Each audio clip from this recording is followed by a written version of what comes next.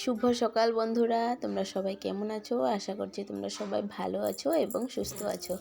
আমার পরিবারে তোমাদের সবাইকে অনেক অনেক স্বাগত আর অনেক অনেক ভালোবাসা জানিয়ে আজকের ভিডিওটা শুরু করলাম।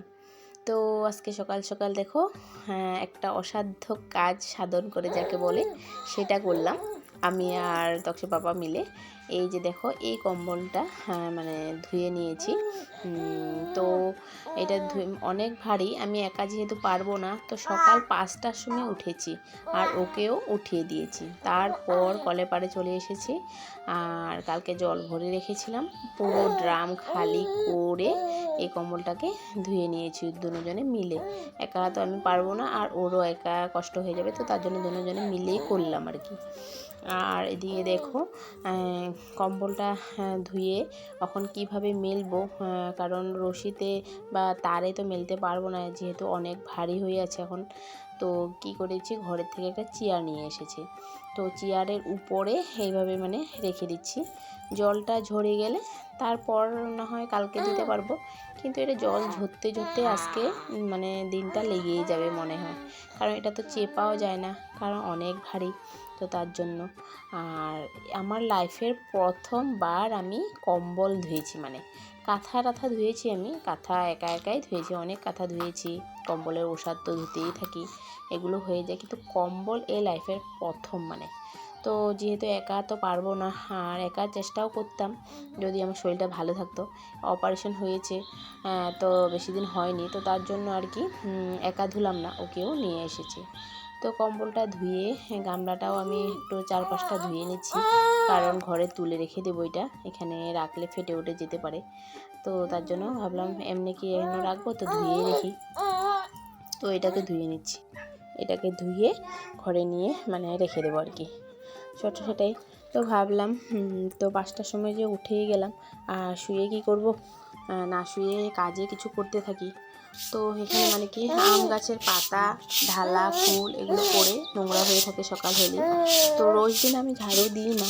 রোজ দিন এই বাড়িতে আরও 2 দিদি আছে, ওরাও মানে এখানে ভাড়া থাকে, তো ওরাই মানে ঝাড় দেয়।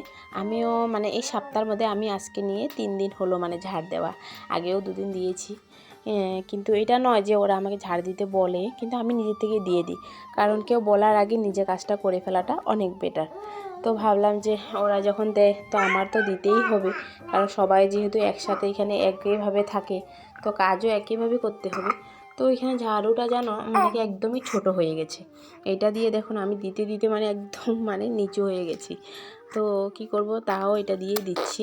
ঝাড়ু একটা আনতে হবে, সবাই বলেছে যে সবাই মিলে একটা ঝাড়ু আনবে। তো এখানে সব কিছু মানে সবাই মিলেই করে, কারণ যেহেতু সবাই ভাড়াই থাকে, তো একা কেউ কিছুই করে না। তো সবাই বলেছে যে একসাথে মিলে ঝাড়ু একটা আনবে। তো এই জাবড়াগুলো আবার নালাতে ফালানো যায় না, জানো তো। আমার সাথে সাথে আমার ছেলে দেখছো তো কীভাবে ভয়েস দিচ্ছে, তোমরা হয়তো আমার থেকে ওর ভয়েসটা বেশি শুনছো। জাবড়াগুলো মানে ওয়ালের ওই পারে ফেলে দিতে হয় আর কি, এখানে মানে নালাতে ফেললে নালাটা জাম হয়ে যায়, তো তার জন্য ও সব কিছু উঠিয়ে মানে ওয়ালের মানে ওই পারে ফেলে দিয়েছি। আর একটু জল ঢেলে দিলে পুরোটাই পরিষ্কার হয়ে যায়, আর পরিষ্কার থাকলে নিজেরও ভালো লাগে। তো দেখো আমি মুখ ঠুক ধুয়ে তো চাউমিন বানাতে চলে আসলাম। আমি তক্ষ পাপাকে বলেছি যে আজকে চাউমিন না রুটি করব, তো ও বলছে না অনেক দিন হয়ে গেছে চাউমিনটা খাওয়াও হয় না, তো মানে চাউমিনে বানাও আর কি। তো ভাবলাম না ঠিকই আছে, তো চাউমিনে বানিয়ে নিই। আর তো চাউমিনে বানাচ্ছিলাম, তো সেটাই। সকালে খাওয়া দাওয়া এগুলো চাটা খেয়ে চাউমিন খেয়ে আবার পরে মানে আমার কাজে লেগে পড়তে হবে। আর তক্সের আজকে পরীক্ষা আছে পিসবেলা, তো বাবা আসবে ওকে নিয়ে যেতে। চাউমিন বানিয়ে 3 জনের লেগে 3 প্লেট বেড়ে নিলাম।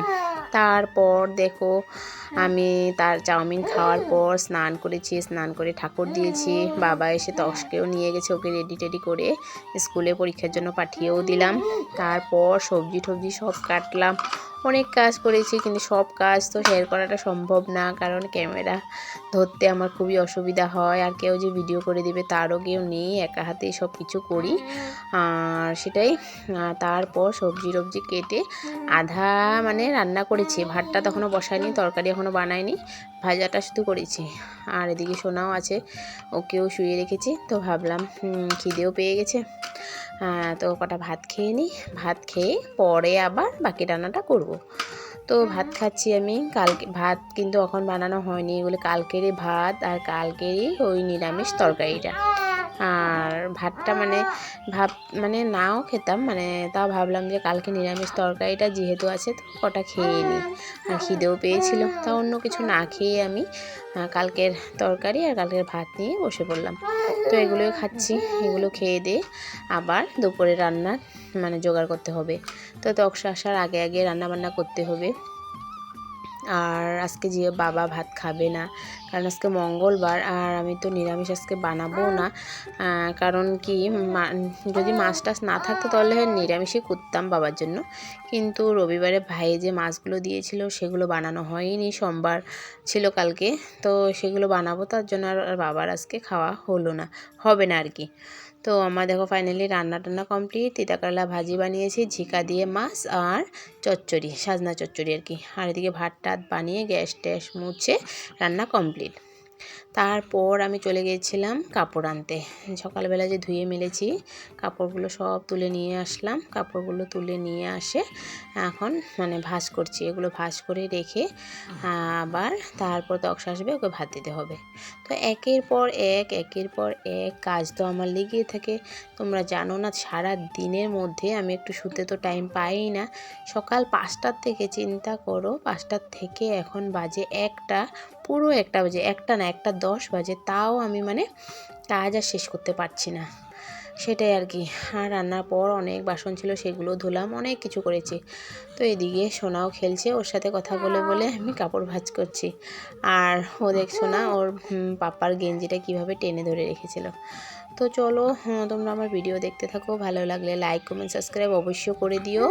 আর সাবস্ক্রাইব করে বন্ধু হয়ে আমার পাশে থেকো, আমাকে সাপোর্ট করো, আমার পরিবারে চলে এসো তোমরা যারা যারা নতুন আমার ভিডিও দেখছো। তো আমার পরিবারে চলে আসলে আর কি, তো আমিও তোমাদের পরিবারে যেতে পারবো, ভালোবাসা দিয়ে আসবো। তো সেটাই, আর কিছু বলার নেই। তো চলো তোমরা আমার ভিডিওটা দেখতে থাকো।